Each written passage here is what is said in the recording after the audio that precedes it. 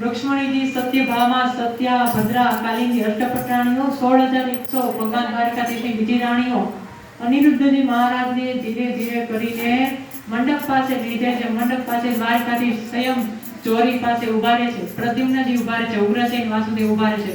શું જોવા? ત્યાં ગોર મહારાજ ખોટા મંત્ર નથી ભણતા ને, પણ સાક્ષાત ત્યાં બ્રહ્માજી વેદોના મંત્રોનું ઉચ્ચારણ બ્રહ્મા પોતે ત્યાં પધારે છે। અને જાન પક્ષમાં જેમ દ્વારિકાધીશ હોય છે, માંડવ્યા પક્ષમાં માતા પાર્વતી અને શિવજી ઉભા હોય છે કે જે દેવના દેવ મહાદેવ હોય છે, ત્યાંથી પોતે માંડવ્યા બનીને આવતા હોય છે। ધીરે ધીરે સંપુટ બનાવે પેલું કોળિયું અનિરુદ્ધ મહારાજ પાસેથી તેને ફોડાવે છે પગ મિલાવીને।